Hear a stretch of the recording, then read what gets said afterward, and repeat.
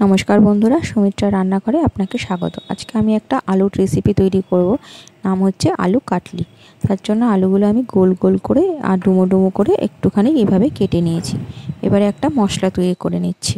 आमी निয়েছি 1 चामच मौरी, 1 चामच जिरे, कटा शुकनो लंका शुकनो खोलाय एकटुखानि भेजे निচ্ছি। निये एटाके आमी एबार एकटुखानि रोस्ट करे नेब। खूब मिहि करार दरकार नेই, मोटामुटी एकटुखानि ड्राई रोस्ट हलेই হয়ে যাবে। चलुन এইটুকুনি উপকরণ দিয়ে রান্নাটা আজকে তৈরি হবে। দিলাম কড়াইতে তেল, এবারে আমি দিচ্ছি হচ্ছে কালো জিরে ফোড়ন। এবারে আমি দুখানা পেঁয়াজ মাঝারি সাইজে আমি একদম কুচিয়ে নিয়েছি আর নিয়েছি কিছু কাঁচা লঙ্কা। ঝালটা আপনাদের নিজস্ব ব্যাপার, আপনারা যে যেরকম ঝাল খান। আমি এবার কাঁচা লঙ্কা আর পেঁয়াজটা একসাথে কড়াইতে একটু ভালো করে ভেজে নিচ্ছি।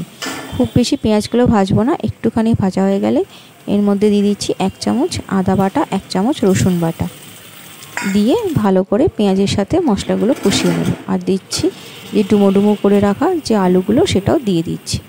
দিচ্ছি পরিমাণ মতন হলুদ, একটুখানি কাশ্মীরি লঙ্কার গুঁড়ো এখানে কালারের জন্য দিয়েছি, দিচ্ছি পরিমাণ মতো নুন।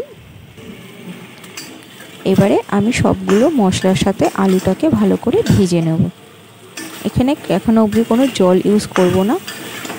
মশলাটার সাথে যেটুকুনি যা ভাজা হবে আলুগুলো, এখানে জল দিলে কিন্তু টেস্ট আসবে না। আর আমি দুটো বড় বড় টমেটো নিয়েছি, যেগুলো আমি এরকম স্লাইস করে কেটে নিয়েছি। এবার এই টমেটোগুলো দিয়ে দেবো। দিয়ে এই মশলার সাথে আর এই টমেটোর সাথে যে জলটা বেরোবে টমেটো থেকে আর এই আলুর যে জল, এগুলো দিয়েই পুরো রান্নাটা হবে আজকে।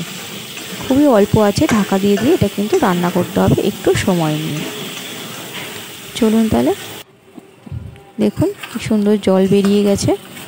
মোটামুটি আলুগুলো কিন্তু প্রায় সেদ্ধ হয়ে গেছে। খুব বেশি নাড়াচাড়া করলে যাবে, এটা কিন্তু আলুগুলো ভেঙে যাবে। আমি একটু নুন দিচ্ছি, চিনি দিচ্ছি, আর আমি যে মৌরি আর একটুখানি জিরে যেটা আমি রোস্ট করে রেখেছি সেই মশলাটাও দিয়ে দিচ্ছি নামানোর আগে। কিন্তু এটা একদম দিতে হবে। আমার রান্নাটা প্রায় কমপ্লিট। এবারে আমি একটুখানি ওপর থেকে ধনেপাতা কিছুটা নিয়ে আমি ভালো করে কুচিয়ে ওর ওপর দিয়ে দিচ্ছি। তৈরি হয়ে গেল আমাদের আলু কাটলি। আলুর তরকারি, আলু চচ্চড়ি, বাটি চচ্চড়ি এগুলো তো অনেকেই খেয়েছেন, কিন্তু এইভাবে রান্না করে দেখুন আলু কাটলিটা, দেখবেন খেতে খুব ভালো লাগবে। আমি এর সাথে একটুখানি গরম গরম রুটি তৈরি করে নিচ্ছি। রুটি দিয়ে এই গরম গরম আলু কাটলি আর গরম গরম রুটি সাথে কিন্তু খুব ভালো লাগবে। আপনারা পরোটার সাথেও কিন্তু এটা খেতে পারেন। তাহলে চলুন বন্ধুরা, ব্লগটা তাহলে এখানেই শেষ করছি। আজকে রাতের ডিনার এই আলু কাটলি আর সাথে হচ্ছে রুটি আর একটু শনপাপড়ি। কেমন লাগলো ব্লগটা আপনাদের অবশ্যই জানাবেন। আজকের মতন ব্লগটা এখানেই শেষ করছি। ভালো থাকবেন, সুস্থ থাকবেন বন্ধুরা। আবার একটা ব্লগে আপনাদের সাথে উপস্থিত হব।